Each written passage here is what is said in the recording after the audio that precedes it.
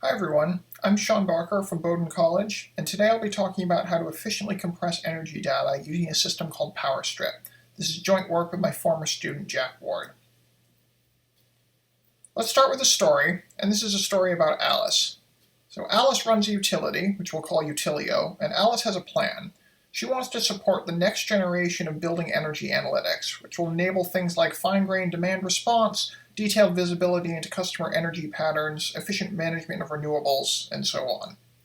Now, in order to do this, Alice is investing in better data collection infrastructure. So existing smart meters that only report aggregate building consumption are being upgraded to support sub-metering, which provides visibility into individual circuits, as well as smart outlets or self-reporting smart devices, which provide visibility into individual devices. All of this high-quality data is going to support Utilio's cutting-edge analytics. But Alice realizes there's a bit of a problem. Each individual building, which was previously transmitting only aggregate readings, is now sending an order of magnitude more in circuit-level data, or even worse, perhaps 2 orders of magnitude more in device-level data. Scaling up to, let's say, 100,000 customers, Alice is looking at potentially hundreds of terabytes of data coming in every month. This presents a challenge for storage and especially for distribution, such as when Alice wishes to share data with research partners. Seeing this problem, Alice proposes the natural solution: let's compress the data. So how should we do this? Well, there's a couple of simple ideas that Alice might consider. One, we could consider some kind of basic pre-processing, such as discarding zeros or duplicates. Or we could use something off the shelf like gzip and leave it at that. Or maybe we should consider using some kind of lossy compression. But to answer any of these kinds of questions, we should first ask the more important one, which is, what does all this device-level data actually look like, and how does this inform how we should effectively compress? This is the core challenge we've tackled with Powerstrip, which is a compression algorithm specifically designed for device-level energy data, or circuit-level data, which in most cases is mostly equivalent. A couple of primary goals behind Powerstrip's design. First, of course, we want high compression. We also want it to be fast and lightweight, remembering that we want to be able to operate on massive data sets. And we also want it to be what I'll call functionally lossless, which essentially means that the degree of lossiness experienced shouldn't be a reason that a user would prefer to use something else instead. Now, before I talk about how Powerstrip works, let's address the previous question raised: what does the data we're working with actually look like? Now, first we'll make a couple of assumptions, largely having to do with what we expect the meter hardware to look like. From a data quality standpoint, it would be nice if we had really high-frequency voltage and current waveform data, but this would require a lot more specialized equipment, so we're going to restrict our attention to more typical data resolutions, say 1 Hz or thereabouts, which is still pretty high for a typical smart meter. Relatedly, we're also going to stick to integer-valued readings. Given our resolutions, fractional readings are typically within the measurement error anyways. So, given these assumptions, let's first get a quick visual sense of the data. So here's an example of what aggregate data typically looks like, and what we generally see is a lot of variability and a lot of instability. Now let's contrast this with what we see when we look at specific individual devices. So here are 3 different individual devices, and I want to point out 2 particular properties that we very often see. One is long periods of inactivity, where the device is either not operating at all or is operating with a very stable level of power usage. The other property I want to highlight is what I'll call stability, which is that even when these devices clearly are operating, there still often is not actually that much variation in how much power is being used. Now, we sort of just eyeball these 3 devices here, but let's see if these actually hold up in practice by trying to measure these properties and apply them to a larger set of devices. So first, let's consider how we can go about measuring inactivity. Now, looking at this one device here, which is a period of time for a refrigerator, the first thing we can see about these inactive periods is that they're not at 0, which makes sense. There can be devices that are operating, drawing some small amount of power, even when they're not actually having much activity. Now, this is unfortunate, but we might say, well, it's still easy to detect inactivity because at least those periods are flat. Well, in fact, that's not the case either. When we zoom in, we can see that usage during these inactive periods is in fact not flat. There are frequently small oscillations within a small range, and this is pretty typical for lots of different kinds of devices. What we see is that inactivity does not equate with constant power readings. So we need some other way to try to measure inactivity. One thing we can do is we can first just take the mode of the data. which we'll expect to be somewhere within this small range. We don't know exactly where, but it should be somewhere within that ballpark. Then what we'll do is we're going to draw a small window around the mode, which we're going to call the inactivity window, and everything within that window we will denote as inactive. Now, to investigate this approach, we ran an experiment using the popular RED dataset, which contains over 100 individual devices, and we computed the inactivity percentage for a variety of device types using a window size of 5 watts. And this is what we get when we do that. We see that for almost all common device types, we see inactivity percentages that are very high, certainly more than 50, and in many cases very close to 100. The only notable exception to this is when we look at aggregated data, where we see that the inactivity percentage is very close to 0. So in short, we see very high activity in non-aggregate devices. So inactivity checks out. Now let's consider how we can measure stability. One easy way we can do this is looking at the distribution of deltas in the data, the energy changes. So when we look at the delta distribution for this particular device, this is what we see, where along the x-axis we have the size of the delta, and along the y-axis we have the proportion of deltas with that magnitude. What we see for this device is that 98% of the deltas are for 6 watts or less. The majority of them are 1 watt alone. This is also interesting when we note that most of the particular events of interest, like the device turning on or off, would be represented in that other 2%. This is not unique to single devices either. When we look at the distribution over the full RED dataset, we see a very similar pattern. So in short, what we see is that most deltas in practice are very small. Now, I want to just briefly mention one third property that we also investigated, which is repetitions, which we see, for example, in devices like this refrigerator. Now, this seems like it should be very useful for compression, but actually we found that it's not as useful as we might expect due to the fact that these repetitions are quite imperfect. There are more details on the paper if you're interested, but suffice to say, we are going to focus primarily on these first two properties, inactivity and instability, or inactivity and stability. So, let's talk about how we exploit these two properties in Powerstrip. So first I'll give a quick overview of how Powerstrip works. So the input to Powerstrip is a bunch of individual time series corresponding to individual devices, also possibly for aggregate data as well. And first we're going to take all of these time series and we're going to block them up into consecutive time chunks. Then we're going to take each of these blocks and we're going to independently compress them. And then finally we're going to generate compressed output files, one for each of our input time series. Now of course in this picture the primary step of interest is block compression, so let's talk about how that works. So the process of compressing a single block in Powerstrip is a 3-phase process. In the first phase, we're going to try to flatten out all of those inactive periods we talked about. In the second phase, we're going to try to efficiently encode the remaining deltas. And in the third phase, we're just going to try to shrink everything down as much as we can using bit packing. So let's talk about flattening. So the first thing we're going to do is we're going to use the same technique we mentioned earlier. We're first going to take the mode of the data. Now, since we're talking about a specific block here, this is more accurately called the block mode. Then we're going to draw that inactivity window around the block mode and simply replace every data point in that inactivity window using the block mode value. Now this might raise some alarm because clearly what we did is lossy, but there are a few things that mitigate the lossiness here. One is that this is limited to the width of the window, so if that inactivity window is small, that limits the amount of loss we could actually introduce in this step. And secondly, we're only applying this modification during inactive intervals. This won't affect active periods at all. Once we've done this, the remaining periods are what we call our active segments.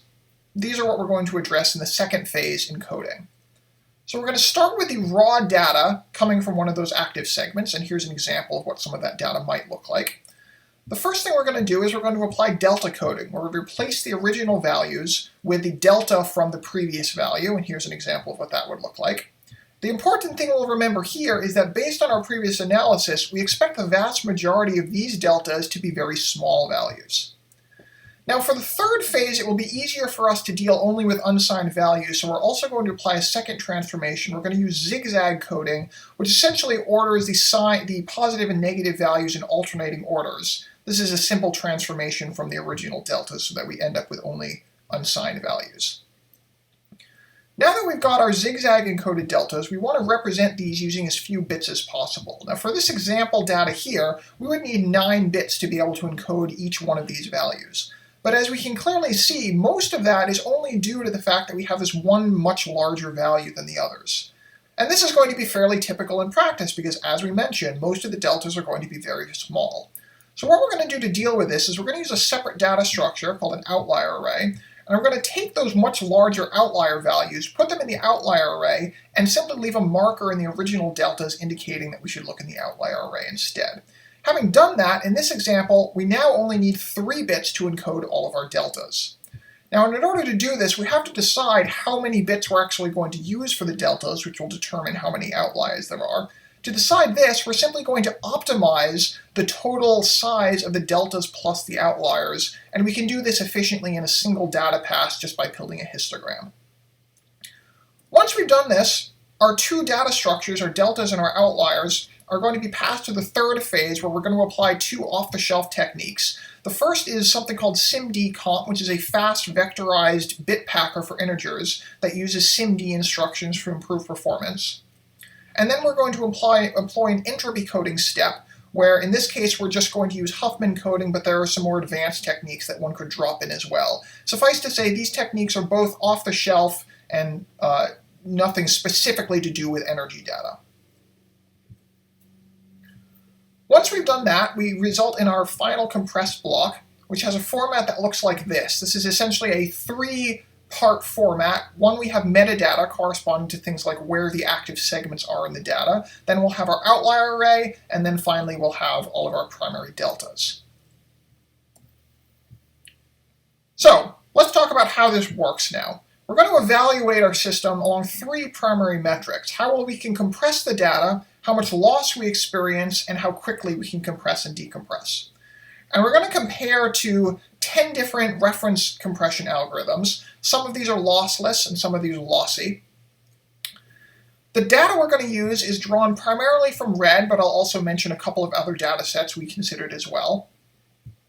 Our baseline data is going to be 16-bit integers stored in a binary format, so that's our basic uncompressed format. And the only real parameter we have in Powerstrip is the size of that inactivity window, so we're going to set that to 3. So let's start by talking about compression. But first, we're going to look at the compression ratio over the entire RED dataset compared only to lossless algorithms, since we're going to compare the lossy algorithms separately in a moment.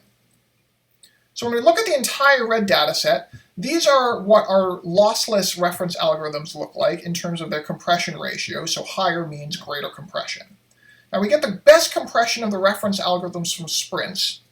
When we add on Powerstrip here, however, we get a 23% improvement over the second best. So overall, what we're getting is a 94.8% compression rate on the entire data set. Now the key question to ask here is whether we're achieving this improvement simply because we are losing a bunch of the data. So let's see what lossiness looks like. First, we're going to look at the compression area of a single device or refrigerator and compare to the other lossy algorithms. Now, since these are all tunable between compression and error, we're going to vary the key parameters of the lossy algorithms to explore that space. And this is what that looks like. So along the x-axis, we have the error, the root mean square error. And along the y-axis, we have the compressed size. So what we want, ideally, is as close to the lower left-hand corner as possible. Now, when we add in Powerstrip here, we end up very close to that corner. The root mean square error over this particular device is less than 1, and we also get the smallest compressed size for any single test run here, except for downsampling with that introduces a lot of error. Now this is for one particular device. If we look at the average RMSE over the entire dataset for all devices, it's also very low, in this case 0.2. So what we're seeing in effect is that compression with Powerstrip is in fact nearly lossless. Next, let's look at compression and decompression rates. So this graph here shows the speeds over the entire dataset for Powerstrip and for the lossless reference algorithms. Now we see that there are 2 outliers that have much faster speeds than the others, but those are also the algorithms that had much lower compression. So among algorithms with more comparable compression rates, Powerstrip achieves an 80% speed up over the next fastest in decompression speeds, and also has competitive compression rates with the best of those algorithms. A few other things we can look at. We can also look at the effect of that flattening window size, which also determines how much loss we'll actually experience. So for this, we varied the window size and recompressed the entire red data set, and this graph shows the compression ratio that we get using Powerstrip. So the default case that I mentioned is where the window size is 3. A configuration of 0 means a completely lossless configuration, and for comparison, this is where sprints falls along this line. So what we see is that even with a smaller window size of just 1, Powerstrip is actually getting the best compression out of all the algorithms we looked at.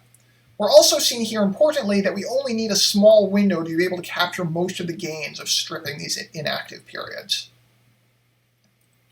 We also consider the importance of our various compression phases. To do so, we disabled a single phase and then recompressed red using only the other 2 phases.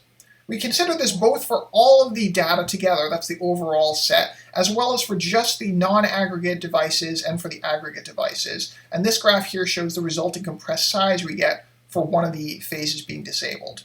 Now we see that the bit packing is arguably the most important, but those gains are essentially off the shelf, so are not so interesting in terms of establishing our competitive advantage. What is interesting here is that for non-aggregate devices, we see a very significant gain owing to the flattening phase, which is what we expect. But in the aggregate case, we see almost no benefit from flattening, which is also what we expect based on the differences that we see in aggregate versus non-aggregate data. So the key point here is that we're seeing that flattening is very key for device-level data.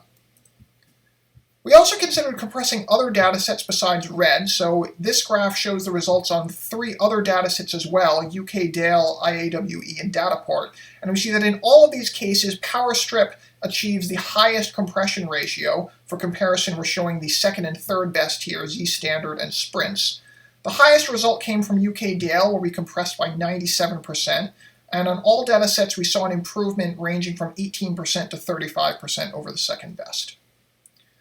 Finally, we'll consider a case study of looking at distributing the curated Dataport set, which consists of 6 months of data from 50 homes collected at 1 Hz. As distributed, this is about 19 gigabytes of compressed data in text format. So we first strip all the textual metadata, which gives us a baseline size of about 4 gigabytes. Then we compress that using Powerstrip, Z Standard, and Sprints. And what we see is that Powerstrip gets the smallest archive size by a significant margin, saving about 52% over the baseline, as well as providing the fastest decompression of all the algorithms we looked at. So to summarize, I talked about the fact that submetering leads to an explosion of energy data, which means we need compression for efficient storage and distribution.